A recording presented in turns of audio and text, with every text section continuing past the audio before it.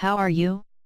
When it comes to medical research on sex, most of the attention is on sexually transmitted disease and sexual dysfunction, syphilis, gonorrhea, chlamydia, HIV/AIDS, impotence, and frigidity. From this point of view, having sex is a grim and risky business. Yet sex is probably one of the most common, and certainly most pleasurable activities we humans experience, indeed essential for the survival of the species. A study on aging from Duke in the 1970s found that for men the frequency of sexual intercourse was associated with lower death rates. For women the enjoyment of intercourse was associated with longer life. A Swedish study found increased risk of death in men who gave up sexual intercourse. A study published in 1976 found that sexual dissatisfaction was a risk factor for heart attacks in women. Now a new study published in the esteemed British Medical Journal offers more good news. The findings suggest that men who have frequent sex are less likely to die at an early age. An intrepid group of researchers from Great Britain included a question about sexual activity in a long-term study of health. The authors studied nearly 1,000 men aged 45 to 59 and living in or near Caerphilly, Wales. The men were asked about the frequency of sexual intercourse. They were divided into three groups: those who had sex twice or more a week, an intermediate group, and those who reported having sex less than monthly.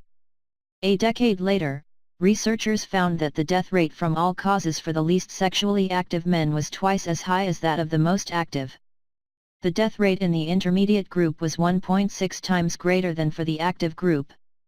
A similar pattern of longevity and frequency of orgasm was found for all causes of death, coronary heart disease, and other causes. Of course, many questions arise with this type of study.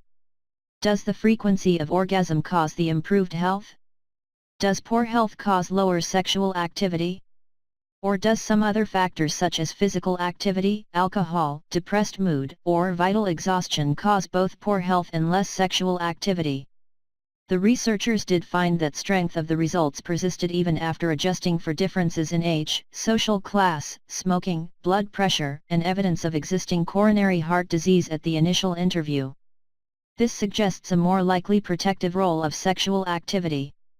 The association between frequency of orgasm and mortality in the present study is at least if not more convincing on epidemiological and biological grounds than many of the associations reported in other studies and deserves further investigation to the same extent.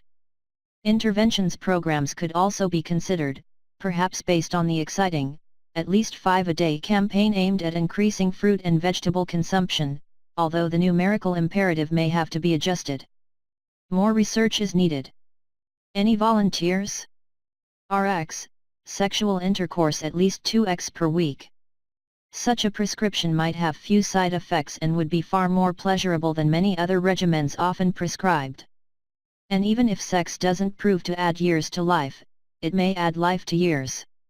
Hey everyone, don't forget to click below, to subscribe to my channel, and get all the latest updates about me.